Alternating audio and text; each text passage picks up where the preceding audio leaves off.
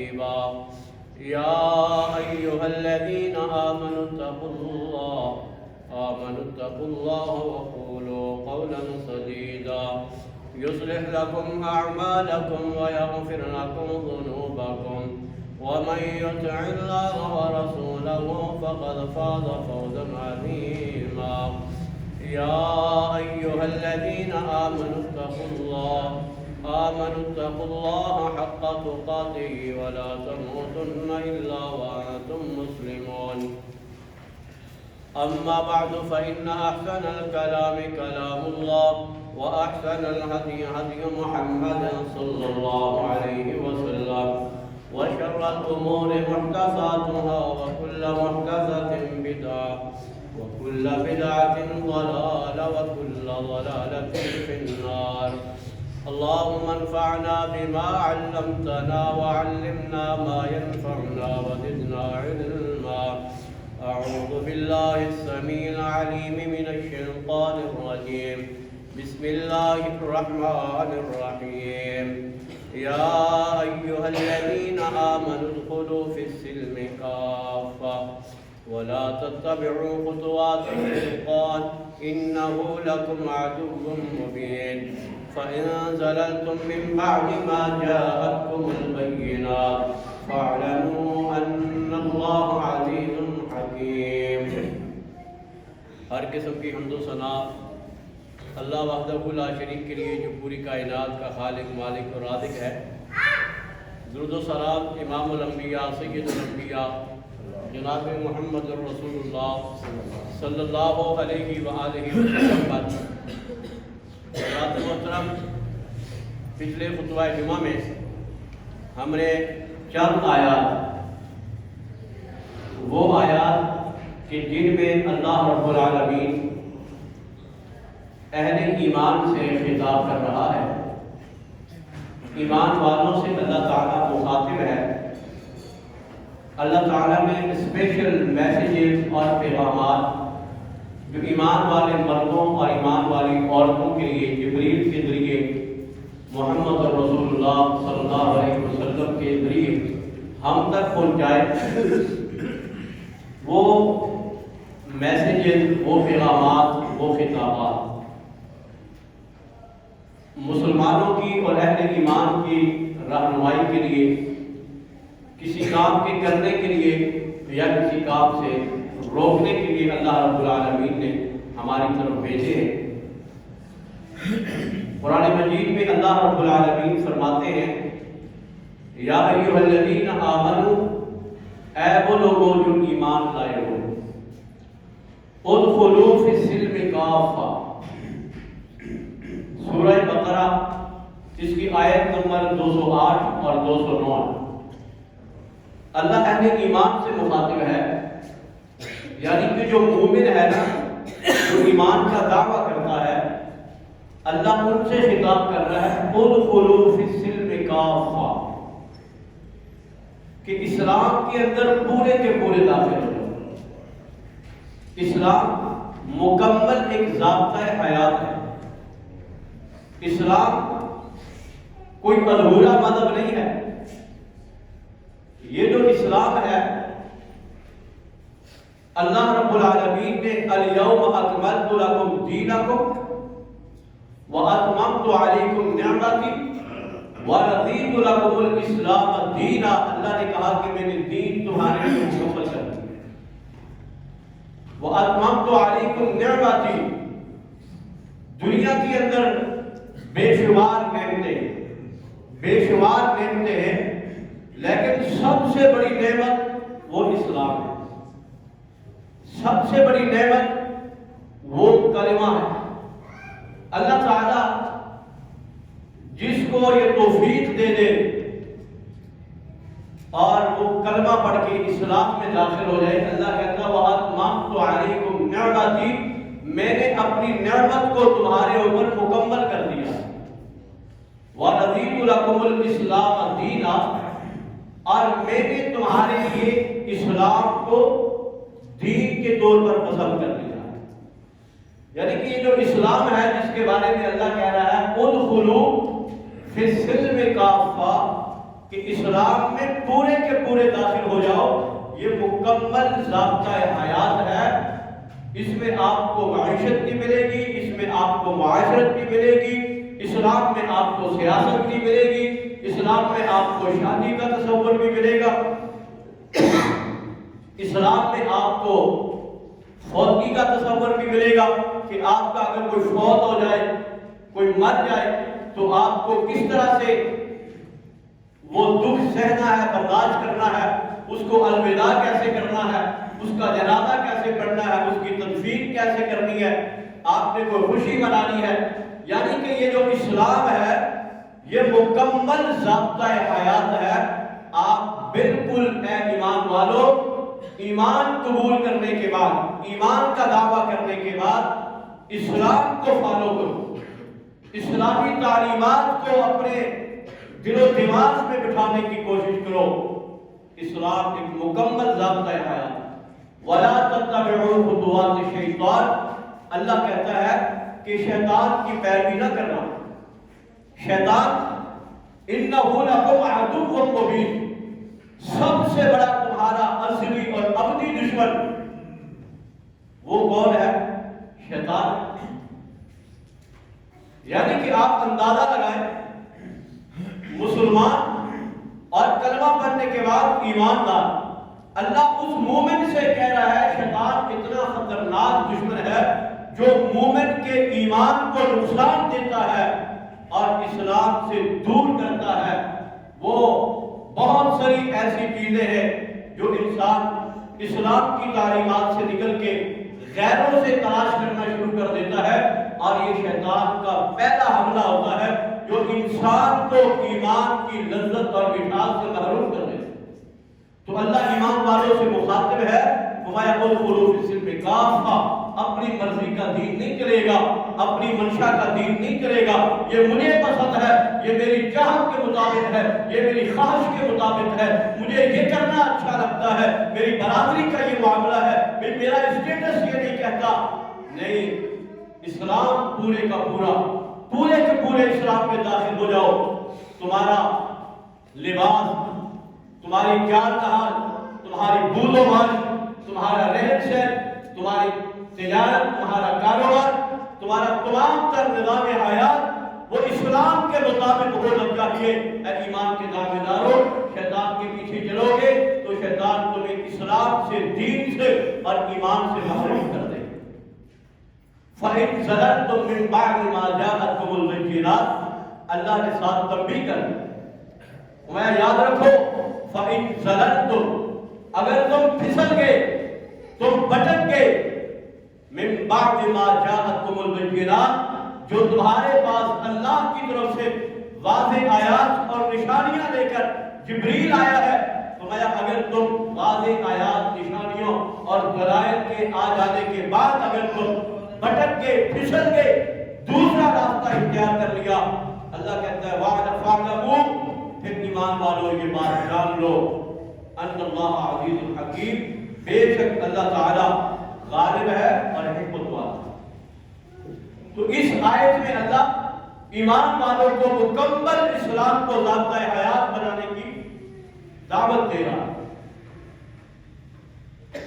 قرآن مجید میں اللہ تعالیٰ نے سورہ بقرہ کی دوسری آیت، یہ ایک اور خطاب ہے اللہ تعالیٰ کا اہل ایمان سے، یا ایھا الذین آمنوا انفقوا مما رزقناکم من قبل ان یأتی احدکم الموت فیقول رب لولا اخرتنی الی اجل قریب فاصدق واکن من الصالحین۔ اللہ تعالیٰ اہل ایمان سے مخاطب ہے اور اللہ کہتا ہے ایمان والو، انفقوا مما رزقناکم، فرمایا کہ خرچ کرو جو میں نے تمہیں دیا ہے،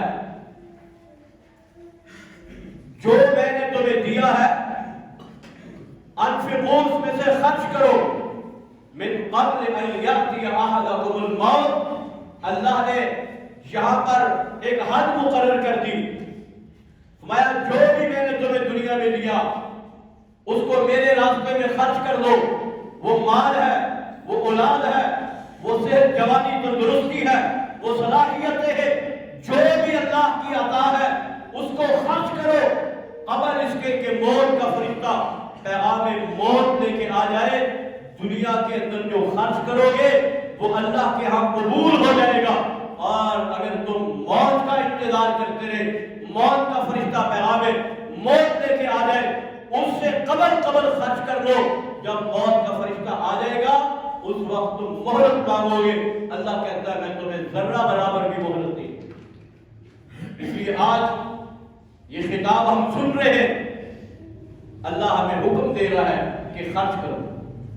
موت سے پہلے موت کا فرشتہ پیغام میں موت لے کے آئے تو پھر توبہ کے دروازے بھی بند ہو جاتے ہیں، پھر خرچ کرنا بھی کسی کام نہیں آئے گا۔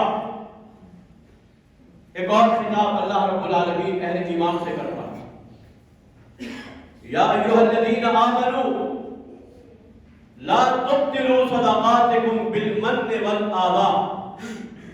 اللہ اہل ایمان کی کیا شاندار تربیت کر رہا ہے۔ اللہ تعالیٰ نے پہلے ترغیب دی، حکم دیا کہ خرچ کرو، اب اللہ رب العالمین خرچ کرنے کے طریقے بتا رہا ہے کہ خرچ کیسے کرو، اور خرچ کر کے تمہارا یہ صدقہ، تمہارا یہ اللہ کے راستے میں خرچ کرنا کن وجوہات سے ضائع ہو جائے گا۔ تم خرچ بھی کر لو گے لیکن اس کا تمہیں اجر، اس کا تمہیں بینیفٹ، اس کا تمہیں فائدہ کچھ نہیں ہوگا۔ اللہ کہتا ہے یا ایھا الذین آمنو، اے وہ لوگوں جو ایمان لائے ہو، لا تبطلوا، نہ ضائع کرو، نہ برباد کرو، نہ تباہ کرو، صدقاتکم، اپنے صدقات کو۔ خرچ تو کرتے ہو، اللہ کا دیا ہوا مال لٹاتے ہو، لاکھوں اربوں کھربوں خرچ کر دیتے ہو، لیکن اللہ کہتا ہے خرچ بھی کرتے ہو اور ضائع کر دیتے ہو۔ لا تبطلوا، نہ تم ضائع کرو، نہ تم برباد کرو اپنے صدقوں کو۔ بالمن والآذى، فرمایا احسان جتلا کر، والآذى، اور تکلیف دے کر۔ آج لوگ خرچ کرتے ہیں، کسی غریب کے ہاتھ پہ رکھ دیا، کسی یتیم کے سر پہ ہاتھ رکھ دیا، کسی مسکین کی کفالت کر دی، اور اس کے بعد وہ خرچ جس پہ کیا جا رہا ہے اس غریب کی غربت کا ناجائز فائدہ اٹھاتے ہیں، اور اس کے اوپر وہ صدقہ، وہ زکات جو اس کو دیتے ہیں اس کے بدلے میں احسان جتلانا شروع کر دیتے ہیں۔ جو بندہ صدقہ کر کے کسی کو زکات دے کر اس کے بعد اس کے اوپر احسان جتلاتا ہے، اللہ کہتا ہے اس احسان جتلانے سے تیرا میرے راستے میں دیا ہوا مال تباہ ہو جاتا ہے، خرچ ہو جاتا ہے، اس کا اجر تجھے نہیں ملے گا۔ والآذى، اور دوسرا اللہ کہتا ہے جس پہ خرچ کرتا ہے اس کو تکلیف بھی نہ۔ بہت سارے لوگ ہم نے دیکھے ہیں، وہ خرچ کرتے ہیں اور جو مانگنے والا آتا ہے اس کی بےزتی کر دیتے ہیں، دے بھی دیتے ہیں،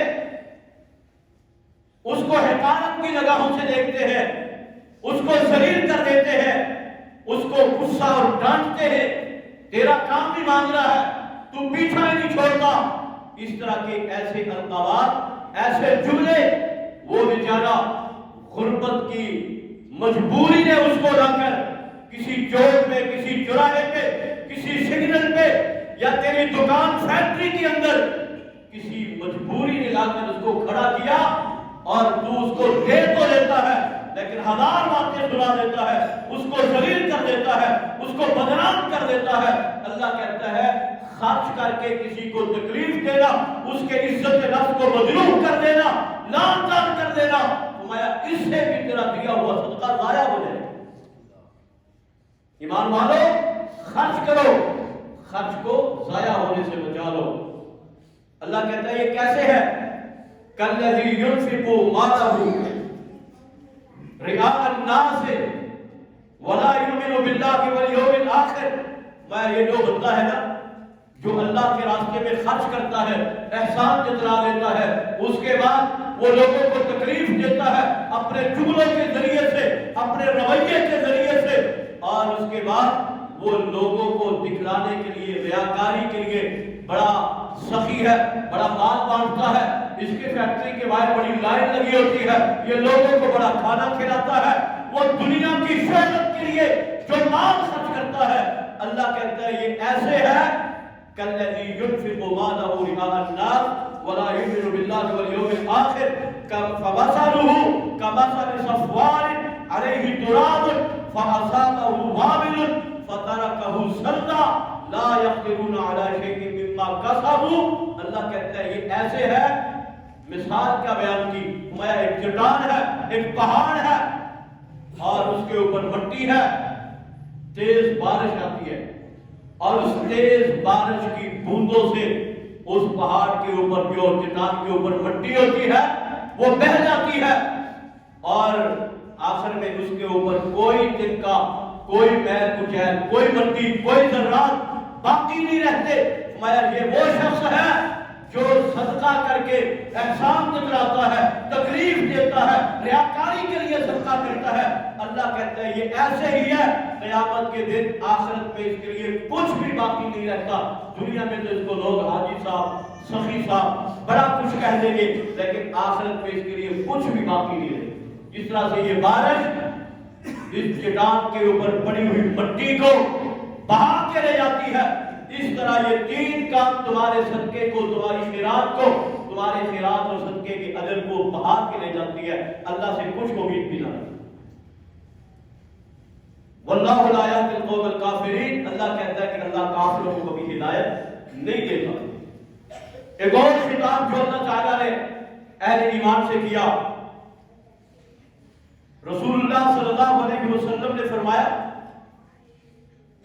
کہ ایسا شخص، صحیح مسلم کے اندر حدیث ہے، اللہ کے نبی نے فرمایا کہ قیامت کے دن اللہ تعالیٰ ایسے بندے کی طرف نہ نظر رحمت سے دیکھے گا، نہ اللہ اس سے کلام کرے گا، اور نہ میرا رب اس کو گناہوں سے پاک کرے گا، نہ اس کا تزکیہ کرے گا. یہ کون بدبخت ہے، کون بد نصیب ہے جس کو اللہ قیامت کے دن نہ دیکھے، نہ گناہوں سے پاک کرے، اور نہ اللہ اس کو اس سے کلام کرے. میں یہ وہ شخص ہے جس نے دنیا کے اندر لوگوں کو تکلیف دی، پریشان کیا، احسان جتلایا. ایسا شخص اللہ تعالیٰ اسے قیامت کے دن نہ کلام کرے گا، نہ نظر رحمت سے دیکھے گا، اور نہ اللہ اس کے گناہوں کو پاک کرے گا. اگلا خطاب اللہ تعالیٰ کا قرآن مجید میں کیا ہے؟ یا ایھا الذین آمنوا انفقوا من طیبات ما کسبتم ومما اخرجنا لكم من الارض ولا تیمموا الخبیث منه تنفقون ولستم بآخذیہ الا ان تغمضوا فیہ واعلموا ان اللہ غنی حمید. محترم بھائیو، اسلام مکمل ضابطۂ حیات. تینوں آیات، تینوں احکامات سورہ بقرہ میں ہیں. اللہ نے پہلی آیت میں ایمان والوں سے خطاب کر کے خرچ کرنے کا حکم دیا. دوسرے خطاب میں اللہ نے اس خرچ کو محفوظ کرنے کی تربیت دی کہ ایسے محفوظ کرو، ایسے ضائع ہو جائے گا. اور اب اللہ تعالیٰ ایمان والوں سے کہتا ہے کہ اے ایمان والو، انفقوا، خرچ کرو، من طیبات، پاکیزہ، صاف ستھرا، خوبصورت، جو تمہیں زیادہ پسند ہے. انفقوا، خرچ کرو، بوجھ سمجھ کے خرچ نہ کرنا، ہلکا سمجھ کے خرچ نہ کرنا، سر سے اتار دینے کے لیے خرچ نہ کرنا. اللہ کے راستے میں خرچ کرنا ہے تو پاکیزہ چیز، اپنی پسندیدہ، اپنی فیورٹ چیز خرچ کرنی ہے. من طیبات، پاکیزہ، خوبصورت، احسن چیز خرچ کرنی ہے. ما کسبتم، جو تم عام کماتے ہو، کسی فیکٹری سے، کسی دکان سے، کسی کاروبار سے تم دنیا کے ذرائع استعمال کر کے جو تم رزق حلال کماتے ہو، اللہ کہتا ہے اس کو خرچ کرو۔ وَمِمَّا أَخْرَجْنَا لَكُم مِّنَ الْأَرْضِ، اور وہ جو اللہ تمہیں اناج کی شکل میں، گندم کی شکل میں اللہ تمہیں زمین سے دیتا ہے، یعنی کہ جو تم کاروبار کرتے ہو اس سے جو تمہارے پاس آتا ہے، یا اللہ نے تمہیں زراعت کھیتی باڑی دی ہے، تم زمینوں کے مالک ہو اور تم اپنی زمین سے سبزیاں، پھل، اناج اگاتے ہو، اس میں سے عشر دو تو وہ بھی بہترین دے دو۔ آخر میں اللہ کیا کہتا ہے؟ وَلَا تَيَمَّمُوا الْخَبِيثَ مِنْهُ تُنْفِقُونَ، میں یاد رکھو بیکار، نکارا، خستہ حال چیز اللہ کے راستے میں خرچ نہ کرو۔ وَلَسْتُمْ بِآخِذِيهِ إِلَّا أَن تُغْمِضُوا فِيهِ، ایسی چیز اگر تمہیں دی جائے تو تم کراہت کے ساتھ، بدنیتی کے ساتھ اور بددلی کے ساتھ اس کو قبول کرو۔ بہت سارے لوگ ایسے ہوتے ہیں جن کو آپ کوئی چیز دیتے ہو، آج کل سردیاں ہیں، لوگ کمبل تقسیم کر رہے ہیں، بستر تقسیم کر رہے ہیں، چادریں تقسیم کر رہے ہیں، جیکٹیں تقسیم کر رہے ہیں، کپڑے تقسیم کر رہے ہیں، اپنے گھر سے پرانے بسترے اٹھا کر گھر کا بوجھ کم کرنے کے لیے پرانے الماریوں سے کپڑے نکال کے وہ خرچ کر دیتے ہیں، اور لینے والا بیچارہ بددلی سے لے تو لیتا ہے، یہ پرانا سوٹ، یہ گندی میلی کمبل، یہ پرانا پھٹا ہوا بسترا وہ قبول تو کر لیتا ہے۔ میرے محترم بھائیوں، اللہ کہتا ہے ایسی چیز جب تم خرچ کرنے لگو، اگر وہ تمہیں کوئی دے تو تم اس کو لینا پسند نہ کرو۔ اللہ کہتا ہے ایسی چیز میرے راستے میں خرچ کرو۔ لَن تَنَالُوا الْبِرَّ حَتَّىٰ تُنْفِقُوا مِمَّا تُحِبُّونَ، اللہ کہتا ہے یاد رکھو اس وقت تک تم نیکی کو نہیں پہنچ سکتے۔ کب تک؟ فرمایا جب تک تم اپنی سب سے زیادہ محبوب اور پسندیدہ چیز اللہ کے راستے میں خرچ نہ کرو۔ اس لیے اللہ تعالیٰ نے یہاں خرچ کرنے کی ہمیں ترغیب دی ہے، پاکیزہ، صاف ستھری، حلال کی کمائی ہوئی چیز وہ خرچ کرنا، اور جب خرچ کرو تو حلال میں سے سب سے پسندیدہ اور اچھی چیز پسند کرو، کیونکہ تم کس کے نام پہ دے رہے ہو؟ جو سب سے اعلیٰ، جو سب سے خوبصورت ہے، جو سب سے زیادہ پسندیدہ ایسی چیز کو کرتا ہے، پسند کرتا ہے، تم اس کے نام پہ دے رہے ہو، اس کی شان کے مطابق، اس کی خوبصورتی کے مطابق اپنی چیز کو خرچ کرو۔ اگلا خطاب اللہ تعالیٰ نے قرآن مجید میں کیا دیا؟ سورہ بقرہ آیت نمبر 278 سے 280، اللہ کہتا ہے یا ایھا الذین آمنوا اتقوا اللہ، ایمان والو، وذروا ما بقی من الربا ان کنتم مؤمنین۔ محترم بھائیو، یہاں اللہ تعالیٰ کیا کہتا ہے؟ اے ایمان والو، اللہ سے ڈر جاؤ، اللہ کا تقوی اختیار کرو، وذروا، اور چھوڑ دو، ما بقی من الربا، جو سود کا نفع تمہارے لیے باقی۔ ان کنتم مؤمنین، اگر تم مومن ہو تو اس سود کو جو تم نے کسی کو مال دیا اور اس کے اوپر جو نفع ہے وہ تم چھوڑ دو۔ وَإِن لَّمْ تَفْعَلُوا فَأْذَنُوا بِحَرْبٍ مِّنَ اللَّهِ وَرَسُولِهِ، اللہ اہل ایمان کو کہتا ہے یاد رکھو، اگر سود کا کام، سود کا پیسہ اگر تم نے چھوڑا نہیں، حلال کے ساتھ اس کو بھی ملا لیا، اللہ کہتا ہے سود پہ کام کرنے والوں، فَإِن لَّمْ تَفْعَلُوا، اگر تم نے سود کو نہ چھوڑا، فَأْذَنُوا بِحَرْبٍ مِّنَ اللَّهِ وَرَسُولِهِ، پھر اللہ اور اللہ کے رسول سے جنگ کے لیے تیار ہو۔ سود اتنا بڑا کبھی گناہ ہے، اتنا بڑا کبیرہ گناہ ہے، اللہ کہتا ہے سود پہ آؤ گے تو یوں سمجھ لو اللہ اور اللہ کے رسول سے جنگ کر رہے، اور جو لوگ اللہ سے جنگ کرے اللہ سے کوئی جیت سکتا ہے۔ کوئی دنیا کی طاقت بتلاؤ جو جو اللہ سے جیت جائے.